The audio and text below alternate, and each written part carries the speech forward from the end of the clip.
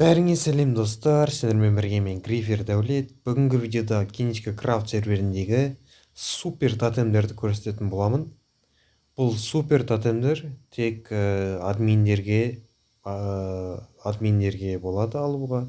Бұл супер тотемдер тек ивент кезінде пайдалануға болады простой игроктарға. Бірінші тотемді көрсетіп кетейін. Бұл бізде қорғаныс тотемі. Қорғаныс тотемі бізде ерекшелігі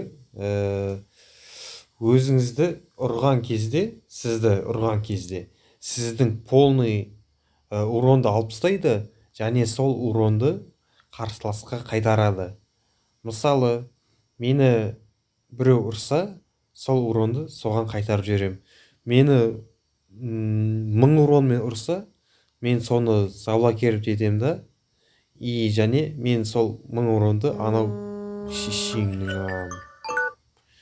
анау адамға қайтарып беретін боламын. Және де көріп тұрғандарыңыздай 30 қпы, 60 қпы мақұл. 60 қпы және двойной прыжок, защита от падения, ночное зрение, бәрі бар. Ескі тотемдердің бүкіл күші бар. Соның бәрі 4-5 есе көбейтілген. Келесі тотемге көшетін болсақ, бұл бізде өмір көзі әр 5 секунд сайын сізге 1 қпыдан толтырып беретін болады. Көріп тұрғандарыңыздай, менде осы кезде голод жоқ. Голод бар дегенім, голод бар, соның өзінде де қпыны толтырып тұр.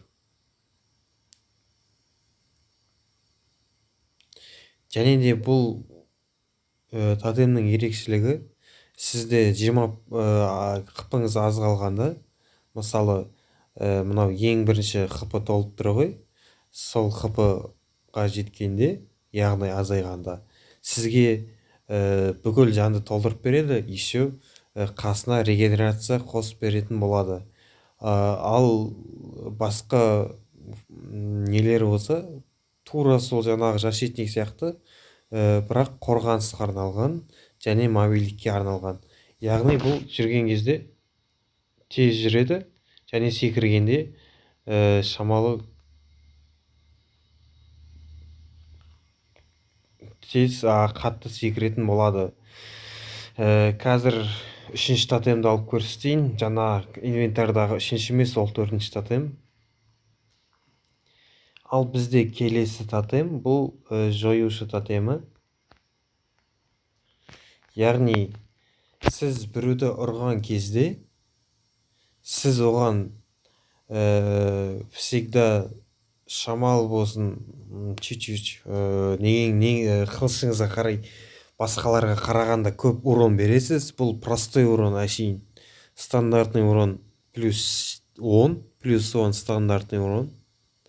Және де крит бар, обычный урон, және оған крит бар. Мысалы, сізде 20 урон болса қылышыңызда, сіз критпен уже 40 урон беретін боласыз. Және де вампиризм бар. Сіз мысалы қарсыласты ұрған сайын, сіз оның ұрған қпысын өзіңізге тартып аласыз.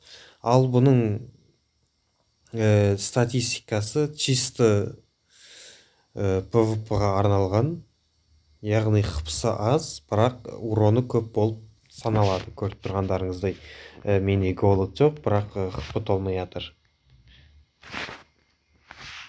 Бергеш, ұрма, просто ұрма.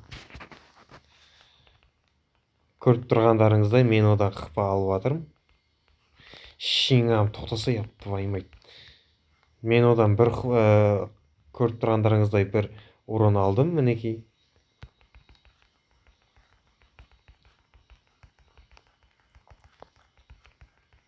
Мен қпым толып жатыр, бірақ оның да қпысы азайып жатыр. Көріп тұрғандарыңыздай қашып кетті.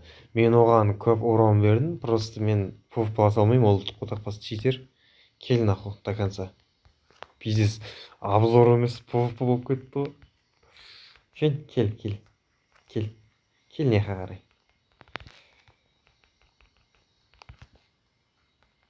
Оғып кетті, көрдіңіздер ма? 22-ге 32 болып кетті.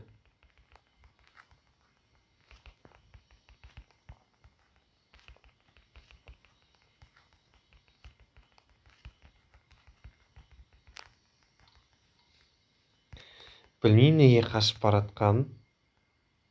Ол по идее маған көп урон берді. Бірақ менде сол урон, маған берген урон барлық тотемді, если айтып кетейін, барлық тотемді, если мені ұрса, менде хп аз кетеді. Өйткені менде обычный броня емес, тотем маған броня береді, ал ол броня мынау защита солардан кетіп қалатын болады. Ал енді біз 4-ші тотемге кетейік. Бұл жоюш тотемі кетті, қорғаныс кетті. Енді абсолюттік Джаггернаут не дейді, қаяқтан ол?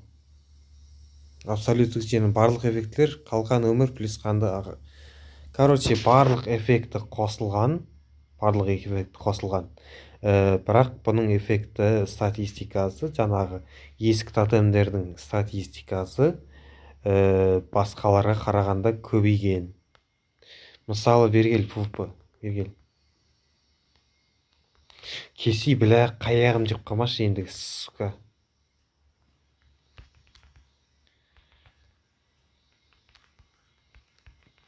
Тоғыз урон кетті, қарап тұрғандарыңыздай. 12 урон кетті. Плюс 3 урон бір ұрғаннан. Ол маған урон берген жоқ әлі. Мен де оған урон берген жоқпын. Өйткені ол да құдай тотем, простой обычный. 16 урон, 4 урон қосылды. Ебайт, мынау шешең. Мынау қандай эффект десеңіздер, бұл защитаның эффектісі, мынау тотемнің защитаның эффектісі.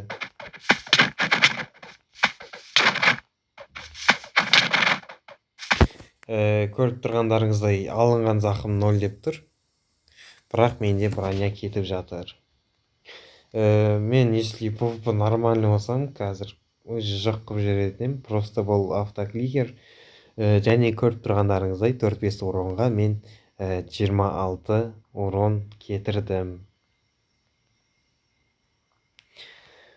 Бұл Джаггернаут барлық эффекті плюс кәдімгі обычный статистикадан 1,5 есе мықты болады.